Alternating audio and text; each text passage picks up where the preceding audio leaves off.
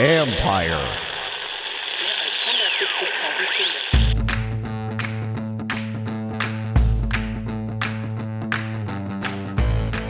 Hello and welcome to my podcast. Today, I'm joined by ESPN draft analyst Jordan Reid. I've had him on before, and it's been fun to watch his rise in the profession. He got here because he worked at it, but more importantly, because he combined that work with terrific insight. He played quarterback in college, and while he can analyze other spots, today I'm mostly focused on the top quarterbacks available in the draft as we get closer to the Senior Bowl, where most of them will be competing. Plus, some inside linebacker possibilities at 11. Both areas will be in play for this team. I know they do not have an interest in all of these quarterbacks. They've been studying this group for a while, so they've been able to cut back on some, but it's still important to provide context and analysis on each one. And who knows, maybe these quarterbacks go to the Senior Bowl and start changing and maybe change the minds of some of these scouts, coaches, et cetera.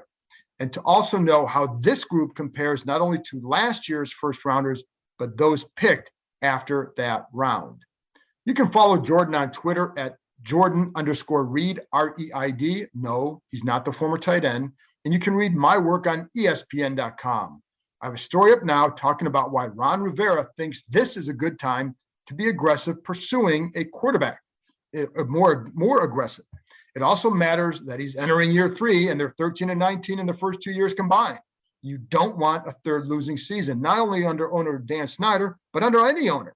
Because of that, I don't think a rookie quarterback will be the first option for them, not someone from this class necessarily. I believe they'll have their quarterback before the draft, but in case they don't, someone here will be in play. And it's possible that they also sign a free agent quarterback and then combine that with one of these quarterbacks, maybe in the second or third round, because there are some guys there that I believe they like. So with that, here's my conversation with ESPN draft analyst Jordan Reid.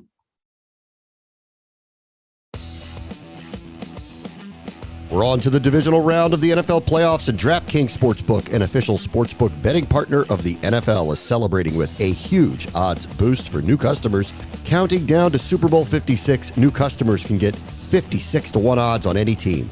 Bet just $5 and get $280 in free bets if your team wins. If Sportsbook isn't available in your state yet, you can still get in on the action of the divisional round. Everyone can play for huge cash prizes with DraftKings daily fantasy football contests. DraftKings is giving all new customers a free shot at millions of dollars in total prizes with their first deposit. Download the DraftKings Sportsbook app now, use promo code KEIM, and get 56-1 odds on any NFL team. Bet just $5 to win $280 in free bets if your team wins. That's promo code KEIM, K-E-I-M, for 56-1 odds at DraftKings Sportsbook, an official sports betting partner of the NFL. Jordan, you are becoming a very popular guy and well-deserved. So it's been fun to watch your rise, and it's nice to have you at the same company. First of all, before I get into this, what's it been like for you since with this rise? Has it kind of been, remarkable for you? I mean, it's deserved, but what's it been like for you? Well, it's been great. The transition has definitely been fun-filled for sure. Just working with Mel and Todd. So far, they both have been very helpful during my transition to ESPN, and it definitely is a dream come true for me. Just being a kid that grew up watching the draft and watching Todd and Mel argue back and forth, and now being in those exact discussions with both of those guys is definitely a dream come true for me. But I'm just humbled and I'm blessed to be here, John. I'm very thankful. Well, I'm glad you can get a word in when you're with them. Right. That's what I always tell them. There you go. Well, listen, I wanted to have you on to talk about quarterbacks right now, since that's going to be the heavy pursuit for Washington this all. And the main, I don't know if it'd be it will be the heaviest. And they need some other parts, but quarterback's the most important. We all know that. And I wanted to take a look. We have the Senior Bowl in a couple of weeks. So first of all those quarterbacks will be down at the Senior Bowl. How important is that for the evaluation for these teams, and specifically Washington? It's crucial, especially when we're talking about a quarterback one race that probably could come all the way down to draft day. And this is something we haven't seen really since the 2018 draft, when Baker Mayfield ended up going number one overall. Right. And I think the Senior Bowl is very similar to that one as well, when we saw Baker and Josh Allen down in Mobile. But the difference with this one is that we're going to have 5 of the top quarterback candidates actually going head-to-head, side-by-side in action against each other, with really the only one not going is Matt Corral. And that's a name you're obviously going to be here attached to Washington a lot leading up to the draft. But as far as the other 5 guys, we're going to hear all of their names leading up to the draft attached to the Washington football team. So I'm really excited to see all 5 of these guys throw in person. But this draft is a little bit different, John, just because the past 3 or 4 years, we've really seen that guy really jump out as the number 1 overall pick, whether it was Kyler Murray or Joe Burrow or even Trevor Lawrence a year ago. This year isn't really the case. That isn't really the case this year with this year's group. And Kenny Pickett probably is the one that's been the most consistent. And he's probably the one you're going to see probably go the earliest if he does stay on schedule as far as everything clearing or staying clean during the pre-draft process. So I'm interested to really see how this group does unfold over the next few months. And then when they're at the Senior Bowl, what do you think will be some of the little things that are going to separate guys? Because it's not always going to be what we see on TV or what people say. What are some of the little things that you think could separate some of these guys, even behind the scenes or whatever? Well, the meetings are going to be very crucial with each team. And I kind of compare it to speed dating in a sense. And it's not like the combine of where you only get 15 to 20 minutes with each guy. With the Senior Bowl, you really can take your time with each guy. And you're really just checking off the boxes that you heard from position coaches or the head coaches and making sure that everything aligns with the information that the area scouts received or what they got from some of the information or the intel that they got from some of the people that are within the building or what they heard from the agents or any other reps that they do have. So the big thing that I think is going to separate some of these guys is just the leadership qualities and how they interact with some of the teammates that are on the field with them. Who's the leader? Who's the more laid back guy? And then just how they adjust to some inadequate surroundings or some unfamiliar surroundings, I should say. They're not throwing to the guys that they went through summer workouts with, or really the recruiting classes that they came in with, the receivers or the tight ends or the running backs that they're used to throwing to on campus. Now they have to adjust to some unfamiliar surroundings and also deal with some upper echelon talent or more talented players that they were accustomed to on a weekly basis. So let's take a look at some of these individuals then too. Let's start with Kenny Pickett because he's the first name usually mentioned. And I think you had him as your top quarterback too. You had an article last month for people who want to go back and read it very in depth on all these guys. I think it was in late December, but just do a Google on that, worth your time. But that was the top guy you had. And most people I think would say that. What do you like about him and what's the biggest question about him? Well, the thing that really stands out about Kenny is just the accuracy, knowing where to go with the ball. He's very decisive. And then also he was just healthy this year, John. Last year, he was battling through an ankle injury that he injured during the 5th game of the season. And you could just tell that he was laboring. He wasn't very mobile and he had to win a whole bunch from the pocket, which is a part of his game, but also he operates really well outside of the pocket. He can make some of those sandlot type of plays where he's just throwing up miraculous balls. And he actually played with the Biletnikoff winner this year, Jordan Addison. From Pitt, a player that we'll be talking about a lot next year. But with Pickett, just the decisiveness. He doesn't have the strongest arm in the world. I gave it kind of a B+ type of grade as far as the arm strength, but he wins with anticipation too. He knows where to go with the football. So some of those windows, he's really able to attack just because he knows where his weapons are going to be. And I think that's something that we're going to see at the Senior Bowl too. So I'm really excited to see Kenny. He's one of the more experienced players in this group. He has over 50 starts to his credit. So experience is something that's definitely going to be on his side too. One of the things when I've talked to people here, I mean, Ron Rivera, I had him on the podcast last week, mentioned quick twitch. He wants guy, and I think every coach wants a guy who has that quick twitch, but that's something that they're really looking for. And I also think that when they would go back and watch Taylor Heineke, that it's you can make certain throws when everything's clean. How do you throw when it's not clean? How's the arm when the pocket is, when you can't step into that throw? How does Pickett and some of these other guys, how do they play out in those areas? Well, if we're using quick twitch to describe a quarterback, it would be Matt Corral. And that was actually the word that I used when I released the QB primer for him, just because he kind of has that game that is reminiscent of a baseball player, infielder. Everything is just quick with him. He has very quick feet. He has a lightning quick release. And then he's a very quick decision maker too. That's something that really stands out in that Lane Kiffin type of offense that really relies on quarterbacks being very decisive as far as a decision maker, a lot of RPOs. and just quick decisions to be made in that offense. But with Corral, I think the thing that has helped him a lot this year is that he took better care of the football. He actually had 11 interceptions in 2 games alone back in 2020. He threw 6 against Arkansas and then 5 against LSU. And then this year, he reduced that number all the way down to 5 total. So just taking better care of the football, and then combine that with the quick twitch ability, him being a decisive decision maker, and then just the arm strength. I think he has a very strong arm too. I think he has one of the stronger ones outside of Malik Willis. I think him and Malik Willis probably have the strongest arms. And Carson Strong, I put him in that conversation too. We'll get to him in a second. But with Corral, I think the biggest adjustment for him is just going to be transitioning out of that Lane Kiffin offense, just because it is very quarterback friendly. There's going to be some post-snap responsibilities that he's responsible for on the next level that I think is going to take a little bit of an adjustment period for him. And that's what I was going to ask you too, because also that system is very up-tempo and RPO friendly. So what's that transition like? And that's where I wonder about the fit here, because that's not, they don't want to just operate out of the gun, which is what he did there. How big will that transition be for him then? It's tough just because it's a case-by-case basis. And then there's other players that we've seen in years past that have played in that air raid, up-tempo, RPO type of scheme, but they've adjusted really well on the next level. So it's just a matter of the mental capacity, and then just how much he can regurgitate as far as from a terminology and then just verbiage standpoint. And like I said, it's just a case-by-case basis with the quarterback, and you really don't know until you get him into the building. Malik Willis, your take. I'm a big fan. I'm probably going to be higher on Malik than a lot of other draft nicks or analysts that you'll see. I just really need to see him look competent at the Senior Bowl, just because, and I'm not comparing him to Josh Allen, but I think his evaluation is very similar to Josh in that he just did not play with a whole bunch of NFL level type of talent at Liberty. And what you saw was him develop a bunch of bad habits. And he's that type of quarterback of where he's going to go on a bootleg and he's going to throw it back across his body. He's going to throw an interception. But that very next play, he's going to throw a deep ball down the sideline, 60 yards down the field, and drop it in the bucket. So he's probably the rawest of any of the quarterbacks coming out this year, but I think he has the most upside of all of them. Now, it's going to take some patience with him, but I think as far as from a Washington standpoint, they have that placeholder in place that you can be patient with Malik. That's why I could see Washington entertaining him. Excuse me. Now, 11 is a little bit early for him. I think he probably could go in the late teens to early 20s.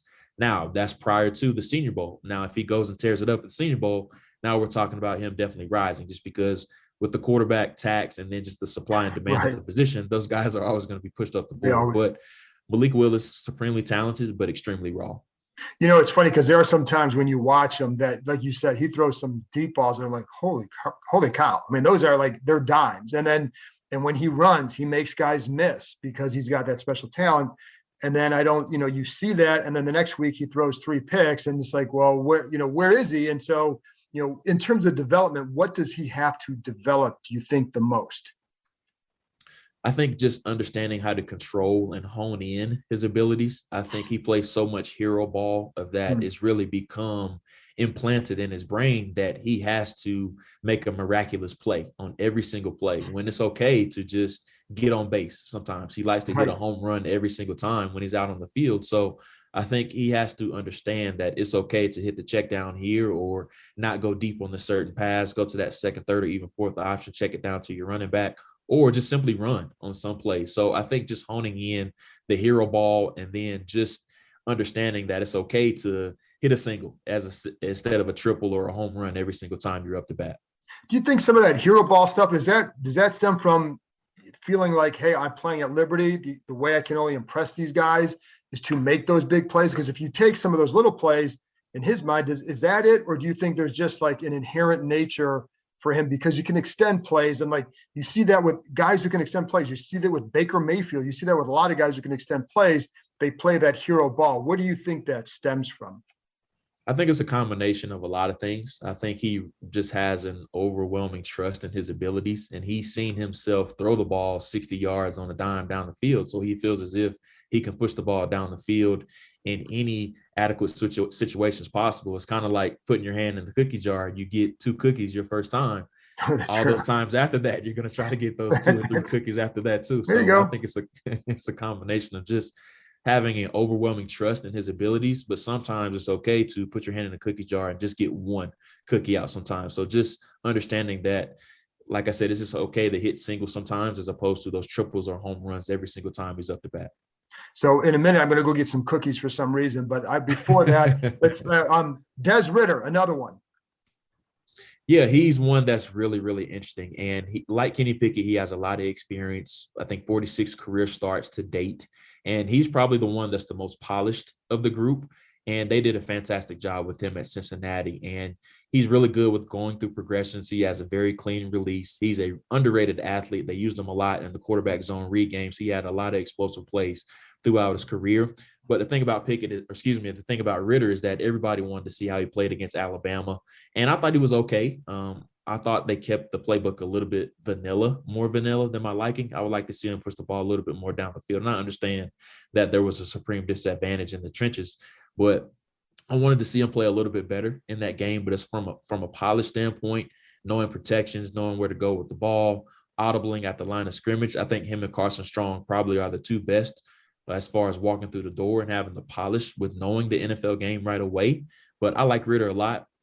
First round does worry me a little bit with him. So probably the top 45 range. Okay. That's probably where I would be comfortable with taking him. And that's what I can say. I think he would tempt them in the second round. Just because, and I think if you go get him, you're probably getting another veteran, or you stick with Taylor, or you have a veteran that, let's say a Trubisky or somebody else, to pair with him as the bridge, as a stronger bridge maybe, and try to develop him, because he seems to have some tools that are very much worth developing. Yeah, he has plenty of tools, and you've seen that throughout his career. He's progressively gotten better every single year, and that's what you want to see with these quarterbacks. I thought he had a really good year, especially pushing the ball down the field. I thought he was much more accurate down the field. Now, he does struggle a little bit in the middle of the field. I think that's something where he does need to improve upon. And then the biggest area that he needs to improve is just the ball placement. A lot of times you'll see him throw behind or too far in front of guys. So just improving the ball placement. I think the accuracy is there with him. It's just knowing where to place the ball in certain situations. And how do you get better with that? It's tough. It's kind of one of those just naturally giving abilities from birth, honestly. So I think there's some footwork things that he can improve to help him improve those ball placement areas. And then just understanding the placement of the defense. I think that's another area that can help you try to improve the ball placement aspect too. You brought up Carson Strong. I think he's another guy that would, be very tempting. Probably, is he more of a second round guy, you think?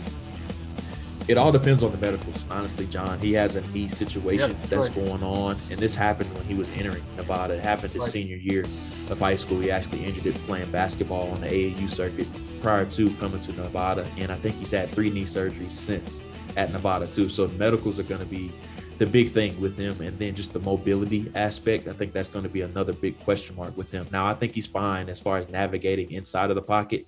I think he's probably one of the better quarterbacks as far as navigating inside of the pocket and creating throwing windows. But when things get off script and he has to create outside of it, that's where the big question marks come with him. And that's when, you bring that up too, because like every coach, again, wants mobility, but there's also 2 different kinds of mobility. There's the Aaron Rodgers, Lamar Jackson mobility, or there's a Tom Brady mobility, which is how to move within the pocket. And you say you feel like he does pretty well there? Yeah, he's fine inside of the pocket. I think he's one of the better as far as in-pocket adjusters and navigators through it. Whenever there's, D lineman in his face or things of that nature, I think he's fine there. But when he's flushed off of his spots, or when they tried to move the launch point in the playbook, I just think that's something where he does struggle at. I think he had like a 44% completion percentage outside of the pocket. So clearly way, way below average. Are there any other quarterbacks besides that group? I think Western Kentucky has the Bailey Zapp. Is there anybody outside that group that you think is like, this is a guy that people need to talk more about as we get closer to the draft? I did want to throw Sam Howell in there too. Okay, that's right. I forgot about him. Yeah. Okay. Yep. Yeah, I think he's one that can definitely help himself down at Mobile, and I'm really excited that he actually accepted his Senior Bowl invitation, just because I think this is a type of environment that he needs, just because like Matt Corral, he's kind of in that quarterback-friendly system where there's a lot of RPOs and in-breaking routes. But now being outside of that system, being in an NFL-centric type of playbook, Now we'll be able to see him make those progression type of reads, reading left to right or right to left, full field or even half field read progressions, depending on what they have him doing down there. So being outside of that playbook, we're going to see if he can sink or swim with it. And I'm really excited to see how he does. But I want to talk about him a little bit just because I think he's an interesting case that could end up being a first-round type guy too, just because he lost his top 4 weapons in the 2 running backs and the 2 receivers, I should say, and Daz Newsome and De'Ami Brown, and then the 2 running backs and Javonte Williams, and then also Michael Carter. So he took a bit of an onus on himself as far as a rusher. I think he only had like 180 career rushing yards coming into the season. And then this past year, he had over 800. So that just goes to show you just how much more of a rushing responsibility that he had to take upon himself. But he's a really good deep thrower. Deep accuracy is something that he really excels at. But once again, the short to intermediate areas, there's just so much RPO, and that Phil Longo, who's Carolina's offensive coordinator, that system is really hard to get a good gauge of how accurate he is, and then in those areas and just what routes he can throw. So I think of all the quarterbacks, he definitely can help himself the most, just because Corral's obviously not playing in it, but being outside of that quarterback friendly system, he can help himself a ton in Mobile. It seemed like, and correct me if I'm wrong, but when I watched him a little bit earlier this year, just because I wanted to catch him, and I haven't studied him. This is like an initial impression. It seemed like he'd like to change his arm angles a lot. Did you see that? And what was, because I can't remember which game it was. It was early in the year, and I liked the moxie. I thought he showed some moxie, but I felt like he was changing arm angles and it hurting his accuracy. Is that a fair take at all, or not? No, it's very fair. And like Malik Willis, he's another player that had to play a ton of hero ball just because they lost over 90% of their offensive production, losing those 4 guys. And it's kind of like he was growing with those new weapons as the year went along. So he's trying to learn these new weapons as well as trying to keep it and improve his draft stock too. So I think this season was a really good lesson for him, just understanding who he is as a player. And then we really got to see who he was as a player too. But once again, I think we really could see the true version of him down in Mobile, just because he's going to be playing with NFL worthy talent. And now we're going to see him in that offensive playbook that is NFL-like too. So when you look at this class, and I know everybody's kind of been, I guess the narrative has always been to like, this is not as good a class. I've talked to some people here who feel like it's a good class, maybe not the depth. How would you characterize it? I think a lot of people are down on this class just because there isn't, once again, like we talked about a little bit earlier, there isn't that guy that jumps out to you like we've seen with Kyler and Burrow and then Trevor Lawrence. But we've been spoiled with quarterbacks over the past 3 or 4 years, John. And I think there's some talented guys that could end up being starters, but you kind of have to close your eyes and use your imagination a little bit more than what we've seen with some of these quarterbacks in years past. And it's going to take some time to develop a lot of these guys. And like any quarterback, it's all about landing spot, like we saw with Mac Jones this past year. So I think the team that selects any of these quarterbacks, they have to have the right infrastructure in place, just because I think there's going to take a little bit more time and patience with some of these guys, just because I don't think they're as talented as some of the quarterbacks we've seen in years past. That's why you bring up Mac Jones, and the flip side of that was Justin Fields. I never liked that he went there because I just thought it was a bad place for him. But in terms of like this, where would like a Kenny Pickett rank compared to last year's the 5 guys who went in the first round? Would he be after those 5, or would he be in somewhere wedged inside there? Yeah, I think all these guys would be after those 5 guys we saw in the first round. Even Mac Jones, I think he went with the 15th overall selection, if I'm not mistaken. So, yeah, I think all these guys will be a tier below those guys. And like I said, we've been so blessed and spoiled with the quarterbacks that we have seen in the quarterback classes that we have had in years past. And I think that's why a lot of people are so down on a lot of these quarterbacks coming out this year.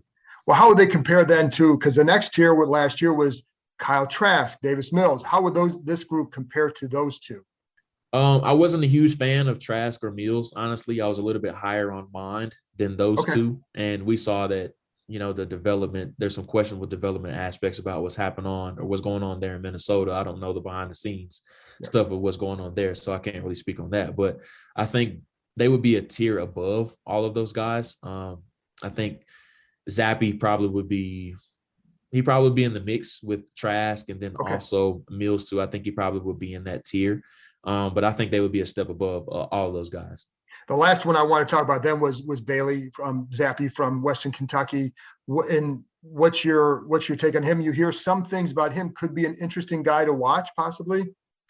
Yeah, so it's funny just seeing his draft his draft reputation really come full circle, his draft stock come full circle, just because last year, so I was doing color commentary for a small all-star game called the Tropical Bowl, and his name was actually on the roster. He was going to declare he was going to come out, and he was a quarterback from Houston Baptist at the time. This was back in 2019, and I'm doing my research on him, and I see he throws for over 500 yards and like 7 or 8 touchdowns against Texas Tech. They lose the game by a field goal.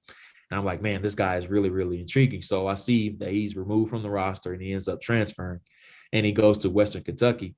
And now he pops up this year and he breaks all of Joe Burrow's records. He throws for 62 touchdowns and almost 6,000 yards this season. So he's another player that's definitely in that QB friendly system, that air raid type system. That is, his coach is actually going back to Texas Tech now. He's going to Texas Tech. He just accepted the job there. So in that air raid quarterback friendly system. And he's another one like Corral and then also like Sam Howell, where you want to see him outside of that system. Just you want to see if he can operate an NFL type scheme. Just can he really sink or swim and survive with some of these throws that he has to make? And like Kenny Pickett, he doesn't have a super strong arm, but he just knows always where to go with the football. And that's something that stands out with him. Obviously, the stats speak for themselves as far as knowing where to go with the football and then being accurate too. So I don't want to shortchange him or anything like that. These top 5 quarterbacks are going to get a lot of the attention in Mobile, but I want to see how Zabby competes and looks against some of these other guys too, just because I think he probably could go in the 3rd or 4th round. I think that's a fair range for him. But now if he performs well in Mobile, now we're talking about the top of the 3rd round, like we saw with Trask, who went at the end of the 2nd round. I think Mond and Davis Mills went in back-to-back picks at the top of the 3rd. So I definitely think Zabby could be in that type of tier once again if he shows well in Mobile. The last thing I want to ask you about too is Mitch Trubisky. Now, obviously not in this draft class, but how much did you study him when he was coming out? And, because to me, one of the options this team or any team looking for a quarterback has, sign a guy like Mitch and hope that maybe he becomes your guy and becomes a mid-tier guy maybe, or do you go out and draft one of these guys? So what's your take on him if you're able to study him, or just any thoughts? Yeah, so that was back in 2017, I believe. That's really when I was first getting started doing this draft stuff. And it was him, Deshaun Watson, and then Mahomes. Obviously, that were the big guys at the top of the class. And the big thing about Mitch is that he was only a 1-year starter. So that was the big worry about him coming out. But the arm strength was there. The decision-making was there. It was just he only started, I think it was 12 games at the time. So it was just the sample size that was really small with him. But me personally, I would rather draft a guy and hope to develop him, just because of the time that I'm going to get with him. And that 5th-year option is so crucial in the 1st round. Now, obviously, Washington already has Taylor Heineke in the building, but let's say that Heineke was looking to go elsewhere, or if you're looking for that bridge guy, I definitely think Trubisky could be one of those top guys on the market as far as a bridge guy to get you to the next guy, as far as the guy that you develop. So I think he's kind of in that tier, like an Andy Dalton or a Tyrod Taylor, that high quality insurance that you use to get to the next guy. So if it were me, and if I were in Washington's situation, I would sign Trubisky, just because you already have that type of guy in the building already with Heineke, and I would look to draft somebody. So when you're not buying the whole Matt Nagy was to blame for everything for Trubisky narrative? No, I'm not. I think it was a combination of both, honestly. We never know the truth. You're right. This stuff, John, yeah. I do know. And there's always a guy to blame until after a while, the truth is kind of eventually revealed for everything, whether it's a coach, whether it's a player, whatever. So, Jordan, I appreciate your time, man. And I really look forward to reading more of your stuff and seeing more of your involvement with ESPN. Do you have anything coming out soon that you want to plug? Whether it's more podcasts, articles, or what? Yeah, so I'm making my debut on the First Draft podcast with Phil Yates, Mel Kiper, and then also Todd McShay on Thursday. So be on the lookout for that. We'll be talking about Mel's latest mock draft, and then a bunch of teams that have double 1st-round picks in the 1st round. So the Lions, the Jets, and then the Giants. We'll be talking about those 3 teams in depth. So if you're looking just for some draft talk, some background stuff on some prospects, I'll be on there. And then my mock draft 2.0 comes out the Monday after the Senior Bowl. So I'll be posting a 2-round mock draft the Monday after the Senior Bowl. So be on the lookout for that too. Hey, can I ask you one more thing? Because one of the things that this team wants is a middle linebacker. And I'm sure they're going to look hard for a veteran, but there are a couple guys in this class at the top that could be intriguing. Is there, whether Devin Lloyd or someone like that, is there somebody that would fit that bill at 11? So there's two guys that could be in contention for that. And the first one is Nakobe Dean from Georgia. Right.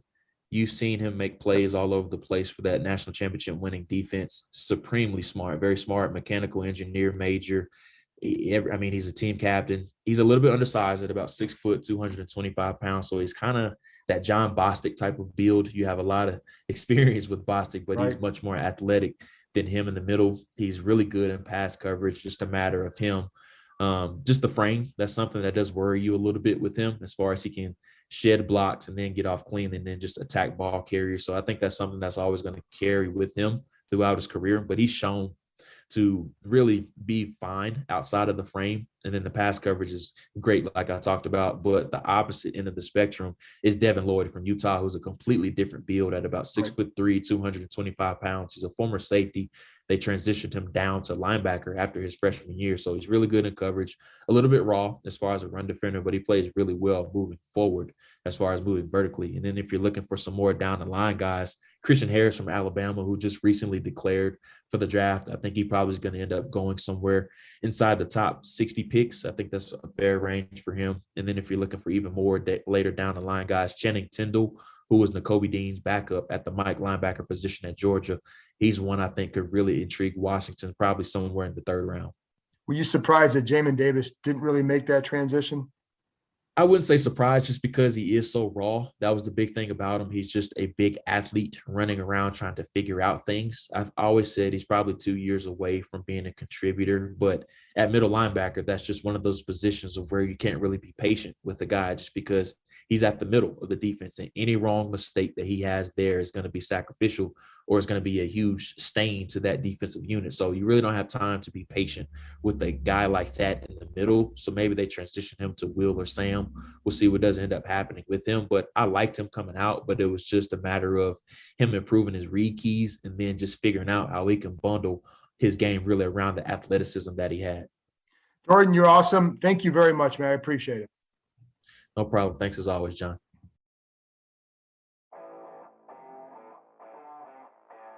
That's it for this episode. I'll be back with another one Friday, a mailbag edition. So get your questions ready and hit me up on Instagram at John Keim ESPN or on Twitter at John_Keim. And just so you know, it's Keim. I'll talk to you next time.